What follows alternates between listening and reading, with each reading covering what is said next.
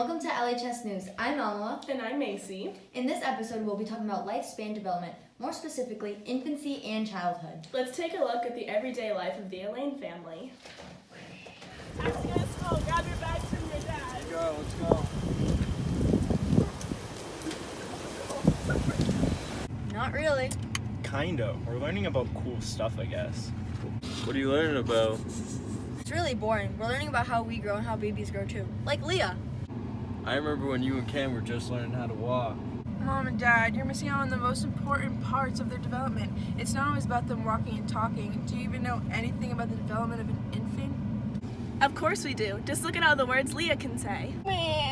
She only makes animal sounds. Those are just her developmental norms. Mrs. Bennett taught us that. Hey Leah, what sound does a werewolf make? Oh! Called hollow phrases, like when she says go, no, stuff like that. As a brain surgeon, I know that the first 3 years of life, your brain makes an increasing amount of connection between your neurons. Your neurons also get faster. If you think about it, Leah's growing so big, so fast. Well, duh. Kids grow quickest during their first years of life. They don't hit growth spurts until they're like teenagers. Kids meet developmental norms at specific ages. If they don't get all the way there, it can lead to problems in their adolescent years. And how do you know all this? I read the parenting book. So Leah, you know how I don't like being alone? Oh, do I? Mom and Dad need to work on your attachment skills and your stranger anxiety. Stranger what? Learn to be more comfortable with your environment and loosen that strong bond that you have with your immediate family. Ha! She's calling you a mama's boy. Alma, kids learn and grow at different paces. Just look at you and Cam. You're identical twins. You might struggle with separation anxiety now, but he did walk quicker than you did. Yeah, Aunt Elma grew much faster than Cam did. It's because babies grow rapidly during their first year of birth. It happens overnight and rapidly as opposed to steady growth. A bird! There she goes again with her animals. It's those hollow phrases. Give it time and she'll be able to link more words together. Okay, I guess we can suck it up for now.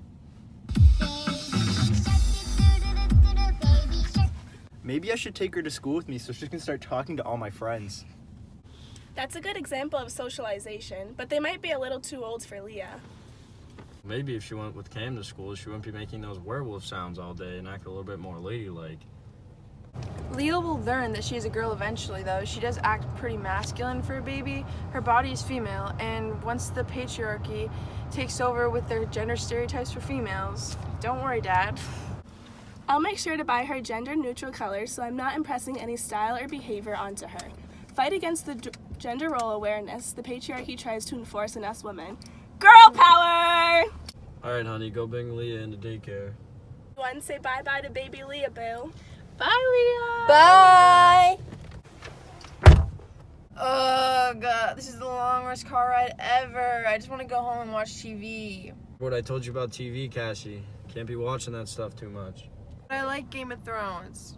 Talked about this. That show has a lot of negative role models, and we wouldn't want you punching through glass windows, now would we? TV can teach aggression to kids your age.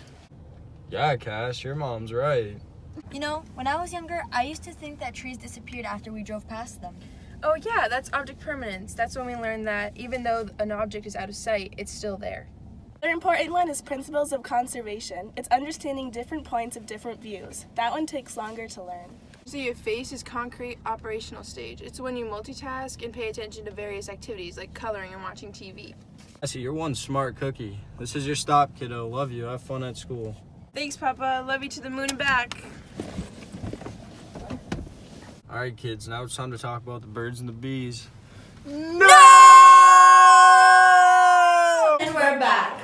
After looking at the Elaine family, we can see that Leah is heading into her childhood stages, and Cam and Elma are heading into adolescence. Tonight we'll be inviting a doctor to teach us about the neurological and physical development of children. And today I'm welcoming Dr. Axon with us. Thank you for having me. To start, we're going to be talking about the neurological development of children 2 years and older. The axons and the myelin sheaths are the first to begin to develop in their neuron cells. This helps improve function of their PNS and their CNS. What's PNS and what's CNS? The CNS, also known as the central nervous system, is made of the brain and the spinal cord. They have afferent and efferent neurons that help send signals from and to the brain. The PNS, which is also called the peripheral nervous system, is made up of the rest of the body that helps send impulses directly to the brain.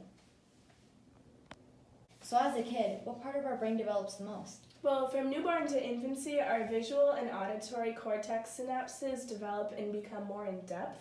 But as the years go along, your prefrontal cortex synapse densens even more. Basically, to make a long story short, your vision will go down and your reasoning and your self-recognition will increase. Thanks for answering our questions. Now we'll be inviting our physician. Our next guest is going to be Dr. Patella. She's going to tell us about the motor development of children. I have a question. Yeah. How come babies' heads look so large? Well, babies' heads are unproportionately bigger than their bodies until about 2 or 3 years old when they start growing into their heads. Their brains begin to be 3/4 of their adult size by the time they're age 2, at which point your brain and your head start slowly growing while your body grows increasingly quicker. Wow, that's cool. Isn't it? Another fun fact is that children begin to learn their motor skills increasingly as they get older. They begin by starting with picking things up between their forefinger and their thumb, later learning how to crawl, then walking, and then eventually by the time they're 3 or 4, they can run, jump, and skip and play. By the time that they're age 11, they should be able to perform highly skilled tasks using these skills. Thank you for coming on our show. I learned a lot about the motor development of children. Thank you for having me. You're welcome. And welcome back. Lastly, we'd like to talk about how children keep asking why. If you've ever heard the phrase that a child soaks things up like a sponge, it is because during these ages is when their synapses are making more connections in their brain. This causes them to become more curious. This is also why children are more likely to learn better in a bilingual school at the age of 5. Kindergarten is when we learn the most. Learning 26 letters with 26 different sounds teaches us a whole lot for that age. And to conclude, we're going to talk about how it's important that the children aren't only developing physically, but also cognitively. This is why schooling at young age is really important because they learn their basics such as English, math, science, and arts. And that's all the time we have today, folks. I'm Macy. And I'm Alma. Join us next week on LHS News. Thanks for watching.